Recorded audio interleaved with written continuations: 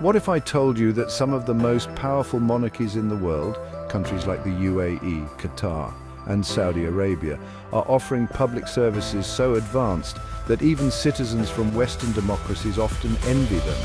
These are not elected governments, but absolute monarchies, and yet their citizens enjoy free world-class healthcare, no income tax, free land, marriage grants, and fully digitized government services.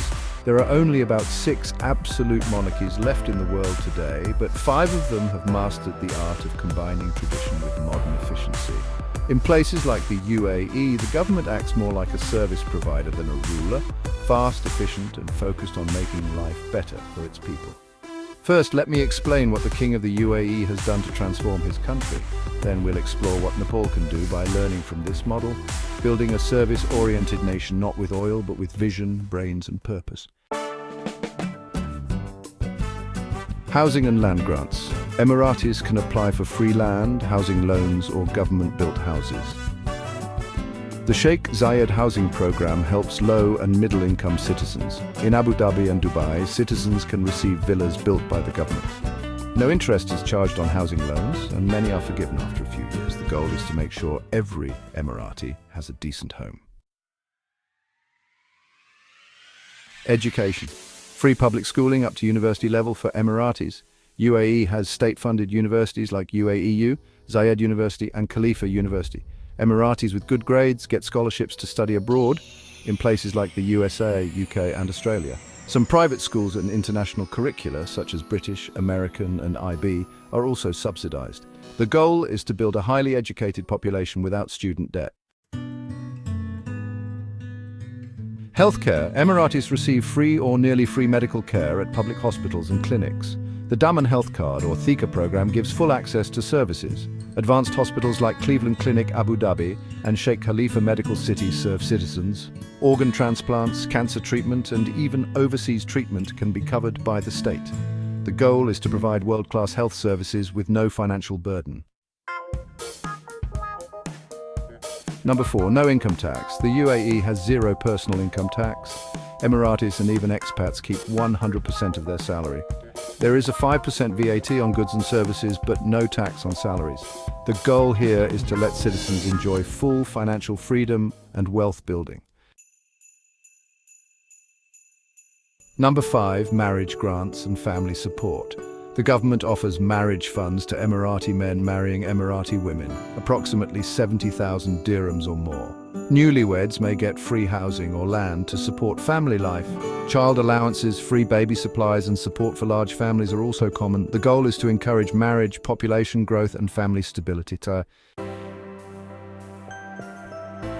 Number 6, employment and job preferences. The government promotes Emiratization, prioritizing jobs for citizens in both public and private sectors. Many Emiratis get secure government jobs with high salaries, short working hours, and long holidays. If unemployed, some receive financial support and job training programs. The goal is to ensure job security and dignity for citizens. All right, let's dive into social security and retirement. Citizens who work receive generous pensions after retirement, ensuring they can enjoy their golden years with peace of mind. Widows, orphans, and the disabled are not left behind as they receive financial aid and housing. Plus, elderly care programs support citizens with home assistance and special clinics. The goal here to protect the dignity of seniors and vulnerable groups. Moving on to religious and cultural services. The government takes pride in building mosques, community centers, and libraries. Emiratis are granted free access to cultural events, heritage festivals, and religious trips like Umrah. There's also a strong emphasis on preserving the Arabic language, Islamic identity, and Bedouin traditions. The goal is to keep the national identity alive alongside modern progress. Now let's talk about overseas medical and educational aid. If a treatment isn't available in the UAE, the government may send citizens abroad and cover the full cost. The same support extends to higher education abroad, with monthly living allowances, tuition, and travel expenses all taken care of. It's an impressive commitment to ensuring the well-being and development of the citizens. How can Nepal learn from UAE's model? We can break it into 5 smart strategies that Nepal can adopt, adjust or reimagine to suit its unique context. 1. Build a digital-first public service system. UAE delivers services fast because of digital governance. What Nepal can do: launch one national citizen portal for all services, health, education, land, citizenship, etc.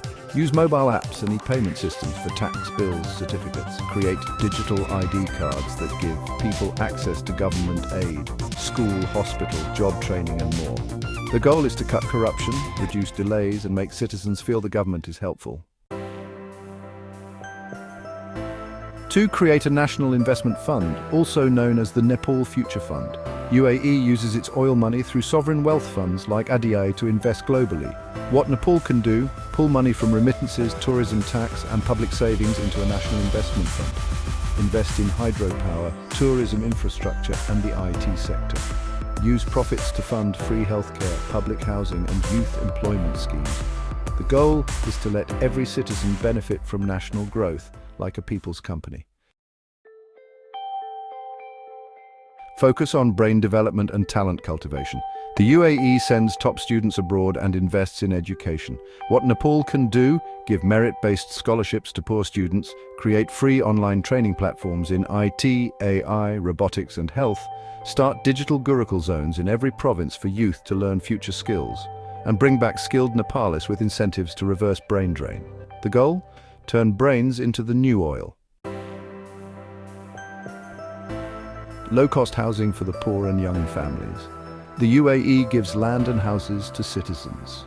What Nepal can do: launch a public housing board to build earthquake-resistant low-cost homes.